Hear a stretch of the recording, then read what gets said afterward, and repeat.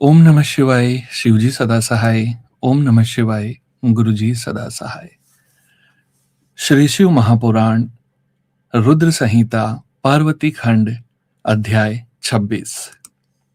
ब्रह्मा जी कहते हैं, नारद, सप्त ऋषियों के अपने लोक में चले जाने पर सुंदर लीला करने वाले साक्षात भगवान शंकर ने देवी के तप की परीक्षा लेने का विचार किया। वे मन ही मन पार्वती से बहुत संतुष्ट थे। परीक्षा के ही बहाने पार्वती जी को देखने के लिए जटाधारी तपस्वी का रूप धारण करके भगवान शंभु उनके वन में गए। अपने तेज से प्रकाशमान अत्यंत बूढ़े ब्राह्मण का रूप धारण करके प्रसन्न चित्त हो वे दंड और छत्र लिए वहां से प्रस्थित हुए। आश्रम में पहुंचकर उन्होंने देखा, देवी शिवा सखियों से घिरी हुई वेदी पर बैठी है और चंद्रमा की विशुद्ध कला सी प्रतीत होती है। ब्रह्मचारी का स्वरूप धारण किए भक्त वत्सल शंभु पार्वती देवी को देखकर प्रीति पूर्वक उनके पास गए। उन अद्भुत तेजस्वी ब्राह्मण देवता को आया देख उस समय देवी शिवा ने समस्त पूजन सामग्रियों द्वारा उनकी पूजा की। जब उनका भली भांति सत्कार हो गया, सामग्रियों द्वारा उनकी पूजा संपन्न कर ली गई, तब पार्वती ने बड़ी प्रसन्नता और प्रेम के साथ उन ब्राह्मण देव से आदर पूर्वक कुशल समाचार पूछा।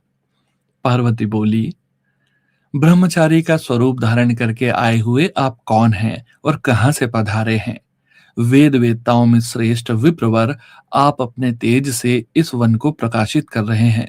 मैंने जो कुछ पूछा है उसे बतलाइए। ब्राह्मण ने कहा, मैं इच्छा अनुसार विचरने वाला वृद्ध ब्राह्मण हूँ। पवित्र बुद्धि, तपस्वी, दूसरों को सुख देने वाला और परोपकारी हूँ, इसमें संशय नहीं है। तुम कौन हो, किसकी पुत्री हो और इस निर्जन वन में किस लिए ऐसी तपस्या कर रही हो, जो पंजे के बल पर खड़े हो तप करने वाले मुनियों के लिए भी दुर्लभ है। तुम न बालिका हो न वृद्धा ही हो, सुंदरी तरुणी जान पड़ती हो। फिर किस लिए पति के बिना इस वन में आकर कठोर तपस्या करती हो? भद्रे, क्या तुम किसी तपस्वी की सहचारिणी तपस्विनी हो? देवी, क्या वह तपस्वी तुम्हारा पालन पोषण नहीं करता जो तुम्हें छोड़कर अन्यत्र चला गया है? बोलो, तुम किसके कुल में उत्पन्न हुई हो? तुम्हारे पिता कौन है और तुम्हारा नाम क्या है? तुम सौभाग्य रूपा जान पड़ती हो, तुम्हारा तपस्या में अनुराग व्यर्थ है। क्या तुम वेद माता गायत्री हो, लक्ष्मी हो, अथवा क्या सुंदर रूप वाली सरस्वती हो? इन तीनों में तुम कौन हो, यह मैं अनुमान से निश्चय नहीं कर पाता। पार्वती बोली, विप्रवर, ना तो मैं वेद माता गायत्री हूँ, न लक्ष्मी हूँ और न सरस्वती ही हूँ। इस समय मैं हिमाचल की पुत्री हूँ और मेरा नाम पार्वती है। पूर्व काल में, इससे पहले के जन्म में, मैं प्रजापति दक्ष की पुत्री थी। उस समय मेरा नाम सती था। एक दिन पिता ने मेरे पति की निंदा की थी, जिससे कुपित हो मैंने योग के द्वारा शरीर को त्याग दिया था।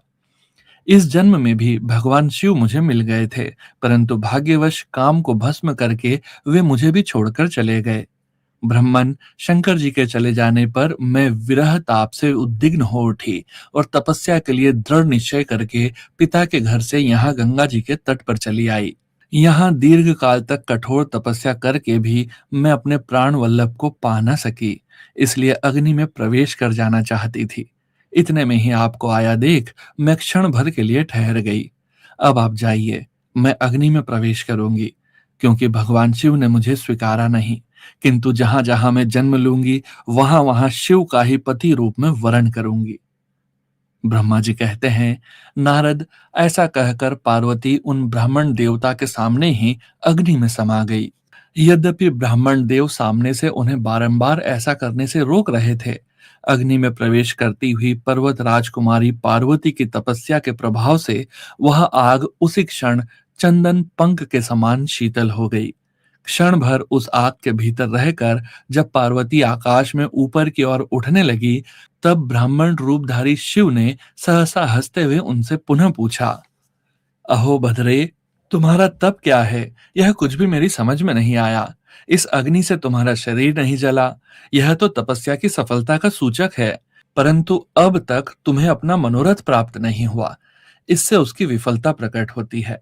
अतः देवी, सबको आनंद देने वाले मुझ श्रेष्ठ ब्राह्मण के सामने तुम अपने अभिष्ट मनोरथ को सच सच बताओ।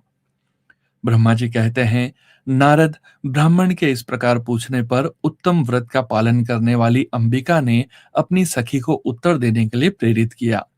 पार्वती से प्रेरित हो उनकी विजया नामक प्राण प्यारी सखी ने, जो उत्तम व्रत को जानने वाली थी, जटाधारी तपस्वी से कहा।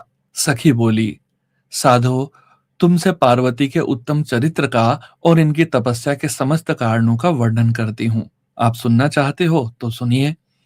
मेरी सखी गिरिराज हिमाचल की पुत्री है। ये पार्वती और काली नाम से विख्यात है तथा माता मेनका की कन्या है।